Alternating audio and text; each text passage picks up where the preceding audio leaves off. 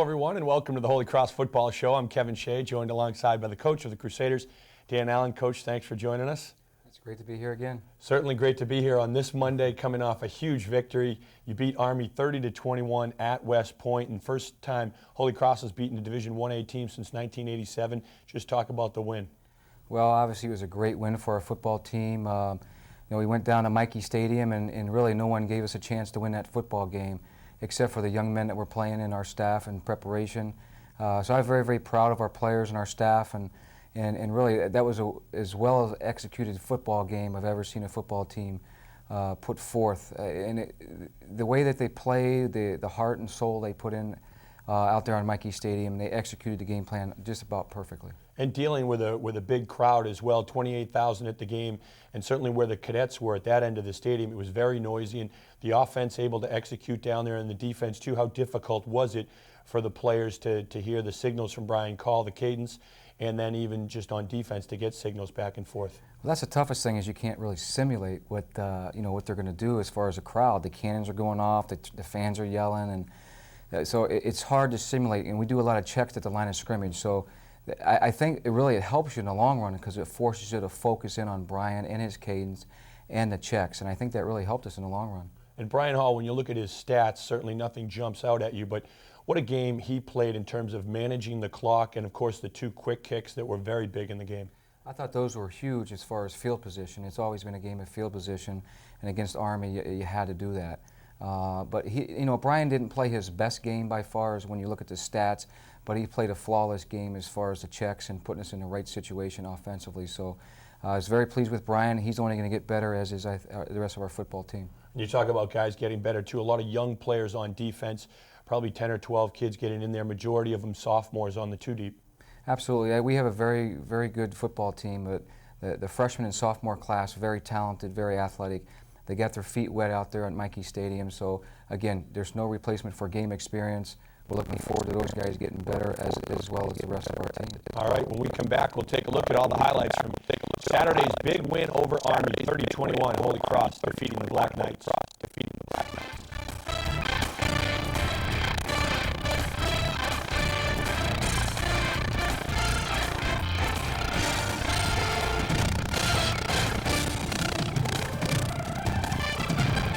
Welcome back, everyone. Coach, a couple big players getting some accolades for you after the game. Both Ari Confessor and Ben Kohler named Patriot League Players of the Week on offense and defense, respectively. Well-deserved accolades. They had a fantastic game. Ben Kohler playing a new position at free safety, where he had started previously 2 years at corner. These are things we thought Ben could do, watching him from his high school film, and was unable to do that from the corner position. So we put him at free safety, gives him some free range as far as running around, smacking people, and that's what he did. He did it very well. And of course, Ari Confessor, with the things he did in the football game, from the receiver position and from a kick returner, did a fantastic job. Both those guys deserve those credits. Let's take a look now at the highlights from Mikey Stadium, and it starts off with the pomp and circumstance and the pageantry that you always get when you're at West Point. They have 4 of the cadets parachute in. The last one comes in with the game ball, but again, just more to stoke their crowd. Absolutely. I'm amazed at the precision of them landing right in the smack middle of the 50-yard line. It was a great start for us here with Ari Confessor. Well-executed kickoff return. Almost took it to the house. We call this our house squad, and a great field position for our offense. It's definitely the way you want to start football.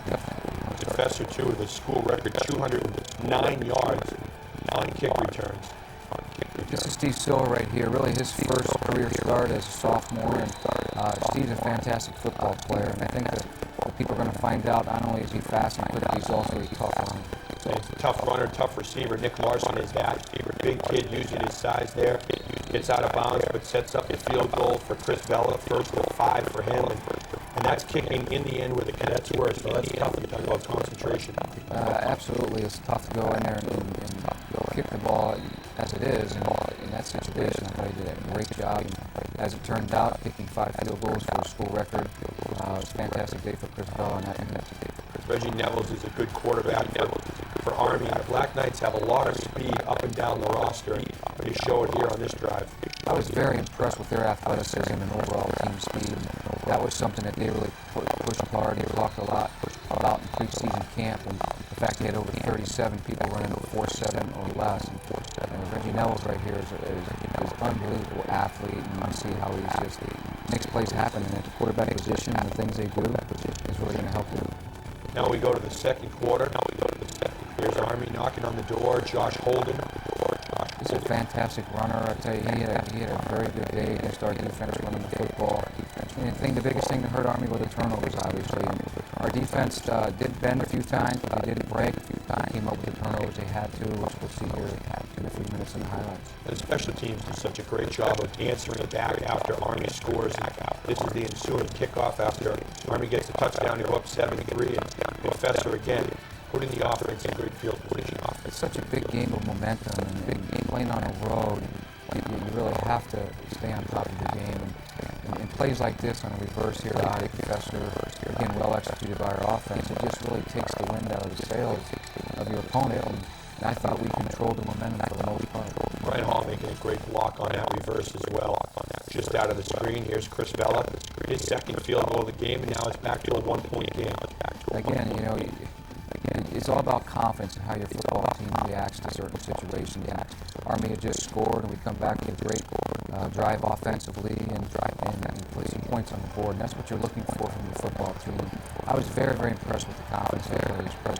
Here's one of the displays of that Army speed. Leno Melton doing a nice job of tracking down the ball carrier, and Ben Kohler on this play, lowering the boom, causing the fumble. Nick Swavlin's there, he falls on it. I think the thing you'll see from our defense, you saw it in the game Saturday, and you'll see it the rest of the year, hopefully, is that they fly around the football. We always pride ourselves in getting 11 shirts to the ball. Here's the defense again, being tested. The option run very well by Army. Holden's a fast player, and he gets the corner and takes it down for a touchdown. The Black Knights go on top 14-6. We just, in that particular play, did not execute well, and we just didn't get off blocks. And I thought the receivers did a fantastic job of blocking, and you know, we just didn't do a very good job of getting off blocks from time to time. Here's the reverse again. Brian Hall, you're going to see his block downfield, knocks the guy down, and Confessor gets it inside the 5-yard line. Again, a great execution by our offense, and you know, you need to put points on the board as far as touchdowns. And these are things we want to do when we get great field position. Execute very well here, and kind of a trick play to Hector Cordero-Reyes. That gets you in the end zone. Hector's fired up, and we've seen that play used in the past. Usually Nate Robbins, and here's the 2-point conversion. Little trick play again, and Hector's in the same spot and the same result. Same result, and this was an outstanding throw by Dave Dugan, our backup quarterback, who holds for us on our PAT field goals. Well executed. Mike Pedoni actually devised this plan. He's in charge of that kicking, and again, all 11 guys executed well. That ties the game up at 14. You talk about the momentum. You go into the half, tied at 14, and what was said at halftime?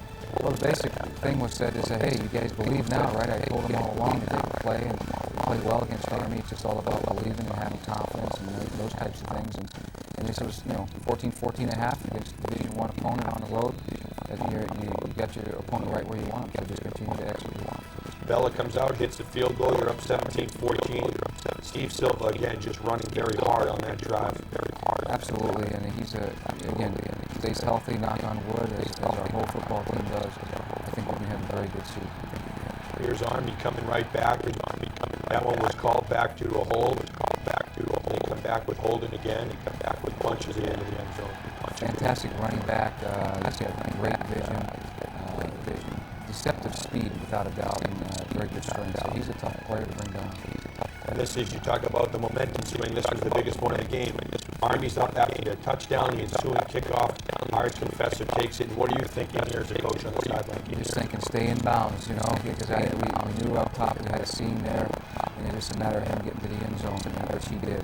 Well executed again by our kickoff return team. When you talk about momentum, taking the wind out of their sails, that really flattened them out tremendously on their sideline and their entire fans. Now it gets your crowd into the game again. And you said 28,000 there, and there were a fair amount of Holy Cross fans in there. The defense been doing its part once again, causing the fumble. A lot of white jerseys around the ball, and you recover the fumble.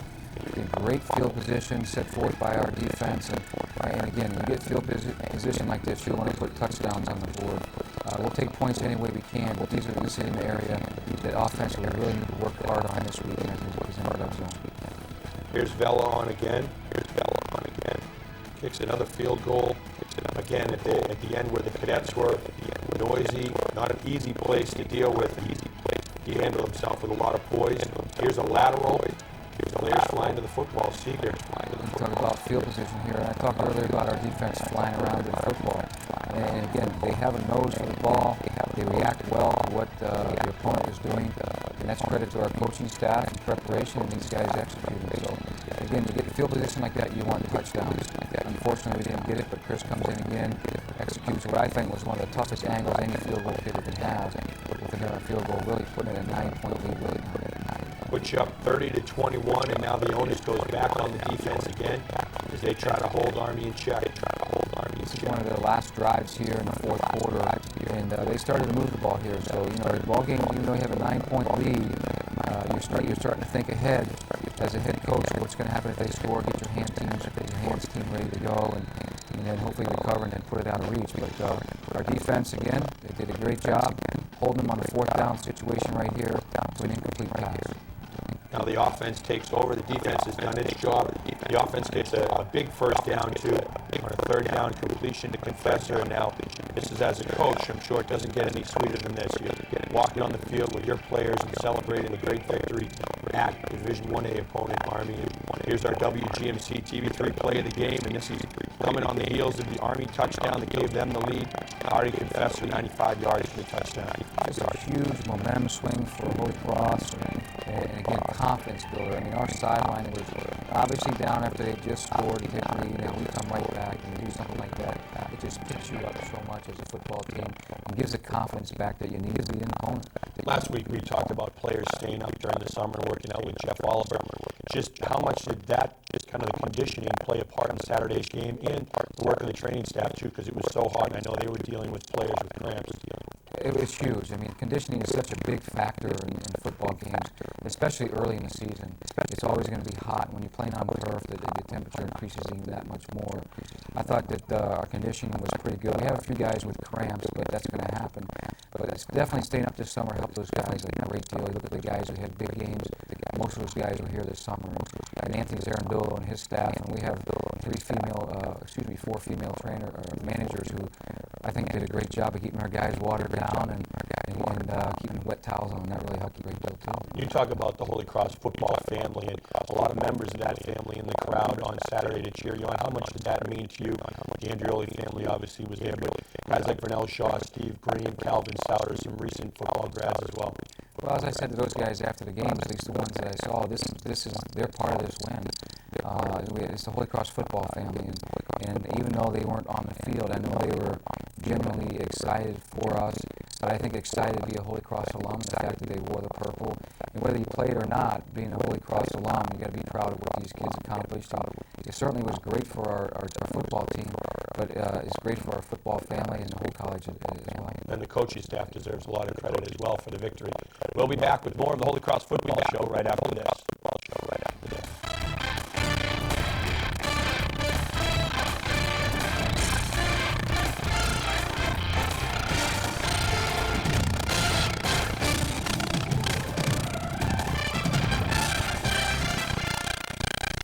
Back, everyone. Joining me now is senior captain and linebacker Dave Dugan. Dave, thanks for joining us. Thanks for having me, Kevin. You're following your father Jay's footsteps, who was a captain of the 64 team. How much has that meant to you to not only play football at Holy Cross, but also be a captain like your father was? It's meant a great deal to me, and I know to my father, he was really happy when I chose Holy Cross, and I was following his footsteps. And this has been icing on the cake, being captain, and I've really enjoyed it thus far. We haven't had a game yet, but just working with the guys all last spring, all this preseason, it's been nothing but a pleasure. It's been pretty easy, to be honest, being a captain with these other guys as captains, with Ross Sullivan, Brian Hall, and Nick Swab. And it's been great so far, so good. What's your leadership style? Could you describe that? Well, my leadership style is basically just be a hustler and be by example. And I've always felt that way. I practice hard, and hopefully the other guys will follow me in the games. I'm I'm an intense player out there, and I feel like if I play hard, the 10 other guys out there are going to play hard as well.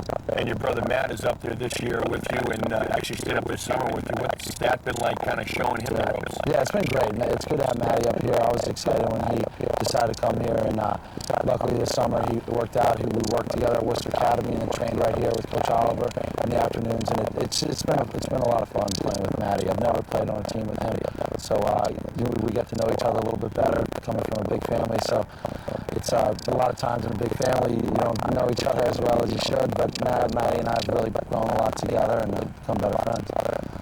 Dave, you talked about staying up here this summer. What kind of memories do you have of the weight room and Jeff Oliver? Oh, the fond memories. It's been a blast working with Coach Oliver and the guys. I never really was a big lifter until I came to Holy Cross, and I still don't look that big, but he's really helped me out a lot with my lifting, and I think through my development, he's been there. He's been one of the main guys to help me out. I needed, when I came in here, it was only about 200 pounds, and I was 15 pounds away from even competing for a position. I just needed to bulk up, and he's been great to me, and I can't say enough about Coach Oliver and the times I've spent in the weight room. What things do you know about the game and about playing at this level now as a senior that you didn't know as a freshman or a sophomore? Well, as a freshman, sophomore, I don't think you realize how important it is to understand the films. I think as a freshman, sophomore, I didn't think films were as important, but through learning from Coach Fanning and Coach Shinaga, just emphasizing you got to put in the time watching the tape, and that's really helped me out on the field. I've noticed I can see tendencies for offenses, and that's helped me a lot in game preparation. Is there any one particular team that you circle on the schedule and say, I can't wait to get to these guys, and you know exactly when you're playing them, and it's kind of a revenge thing every year? Well, Harvard's always been a big team I always want to beat. Maybe just because Coach Allen really has a hatred for them too, and so but honestly, every game I think is special. I try to treat every game as as though it's my last game. I just do that. That's something I've always tried to do. After the Patriots won the Super Bowl, everyone was talking about team chemistry and how the Patriots had great team chemistry. What kind of a role do you think chemistry plays in a team's success? Oh, it's everything. I think we saw that, especially with the Patriots last year. They probably weren't the most talented team, but they worked hard and they worked hard together, and that's what it takes to be a champion. I think. In the preseason rankings, you guys were listed near the bottom of the league. How much do you use that as motivation? Oh, that's big motivation. People, but I also use it as a positive. It's not bad going into a game being an underdog. Maybe that team won't take you as seriously as they should, and we'll make them pay for it. So, rankings, they don't mean much to me, to be honest. I guess we're ranked 6th heading into the league preseason poll, but that really doesn't factor into my game preparation or any of our game preparation. In the 3 years you've played up here, you've had a lot of great moments and great games. One of them last year against Lafayette on Fitton Field, you have the interception, returned it for a touchdown. Just take us through your memories of that play. Well, it was such a quick play. It was a little hitch, and luckily I just got in my pass drop, and before I knew it, the ball was in my hands, and I made a move, and the guy dove in the end zone and scored. I was pretty excited because the first play of that game, I missed a tackle, and the guy ran about 60 yards for a touchdown, so I felt I needed to get a touchdown back for our squad. I need to make that big play to make it up. What do you do to get yourself pumped up before a game? When I think about a lot of guys that I've played with and against, I go back in my mind, I listen to some music, some soft stuff, and just and visualize plays I've made or plays I'm going to make that day. And just, like I said, I was just thinking about the guys that I've played with that I've learned a lot from, former coaches, Dave Phipp. I think about him a lot before a game. And, it just helps me to visualize plays I'm going to make and plays that I've made. So, and you guys go to Georgetown this year. That's a home game for you. As you mentioned, you come from a big family. What is it like going back home and playing in front of family and friends? Oh, it's going to be a blast. Last year at Towson, which is nice, only 45 minutes from D.C. area, and I had a lot of friends up there for that. And going back to Georgetown is great. I took a visit to Georgetown. I know the coach as well, so it is special going down there. And this year I should have hopefully 50 people or so. I know everyone's talking about it in D.C. All my buddies and cousins and family are all excited for it. Should have a good tailgate, and we'll get a win for them. And I really can't wait for the 14th. From what you know of the league and this team, how successful do you think you guys can be this year? I think we can be very successful. I think with the parity in this league this year, it could be our league, and it should be our league this year. We got a big test early on with the Army to find out how tough we are, and that we're going to learn a lot from that game. And we're going to go down there. We're going to do our best to win, and whatever happens, happens. And we're going to carry that into the Patriot League, and they'll be the best team we'll play. So the first game, and that's going to help us throughout the season. And along with that, I think that there's going to be a lot of parity in the Patriot League. There's some young teams that are going to be really tough this year for them, and Lafayette, or a lot of people are saying they're the young underdogs that are going to make the run for it. But you always have Lehigh and Colgate as the top dogs. But I think we can beat every team. And with your father having played here and captain here, as we said earlier, you kind of have a unique perspective on this. What does the tradition of Holy Cross football mean to you? It means a lot to me. I mean, I've heard stories growing up about Holy Cross football, and he's loved it. I mean, he loved his experience here, and I've loved my time here. I really couldn't say one bad thing about Holy Cross and Holy Cross football. Every day has been a blessing, and it's just been a lot of fun. And I'm looking forward to these 12 games and hopefully the playoffs. And it's just going to be a blast to go out and wear the purple. And there is a lot of tradition here. There's no doubt. I mean, I'm close with Patrick Smith, captain of the '94 team, and just talking to him, guys like Gordy Lockbaum, and Dennis Golden, another captain, I think, on the '87 team. I've just seen so much tradition and family throughout this program, and it's just a lot to love and a lot to learn from. All right, Dave, thanks for joining us. Good luck this season. Appreciate it. Our guest has been senior captain linebacker Dave Dugan. We'll be back with more right after this. Welcome back, everyone. Coach, you have Georgetown this week. At Georgetown, what are the keys to beating the Hoyas? Well, the keys are for us to be ready to play. That's the biggest challenge for our football team. We're coming off a huge high as far as a big win over Army, and now we have to kind of regroup, as you would put it, and get ready to play, because Georgetown's going to be a tough game for us. So that's the biggest challenge, is mentally be ready to play. What do you do this week, too, to avoid a letdown, especially with so many young players on the team? We need to get back to work. We made a ton of mistakes. We need to correct those mistakes and get ready to play, and fundamentally be sound in everything that we do. So the biggest thing is put this one behind us. Let's get ready for our next opponent, which happens to be Georgetown. We're on the road again. It's always tough to win on the road. So it's going to be a long bus trip down there, but and we're looking forward to another challenge. How about the health of the team now coming out of the Army game? We're relatively healthy. We get Adam Luker back at linebacker. He missed the Army game due to an ankle sprain, so he'll be ready to play. So we'll be pretty much 100%. Hopefully Charlie Cumberford will be ready to go, if not this week, next week. We got a chance to visit with Dave Dugan in that last segment. What has he meant to the team, and just what kind of a person is he? Biggest thing is his work ethic. He works extremely hard at everything that he does. His enthusiasm is contagious. And as a linebacker, he flies around and makes tons of plays for us. As far as a leader, he's a tremendous leader. I think that's something that the younger kids can learn from, both on and off the field. Did you get a chance at all after the Army game to just reflect on the game and go back up to the stadium and just kind of look around, or was it too chaotic? No, I did. I took another walk out on the stadium once everybody was gone and just looked at the whole thing. Very similar to what I did at Boston University. I really beat them, and just proud of our football team and what they had accomplished. And I'm not sure they fully realized what they did accomplish together as a football team, but in time it's something that they'll remember for the rest of their lives. But for right now, we need to forget about it and get ready for Georgetown. All right, well, congratulations on the big win to you and your staff and the players, and good luck this week with Georgetown. Thanks, Dave. Thank you for joining us for the Holy Cross Football Show. We'll see you again right here next week.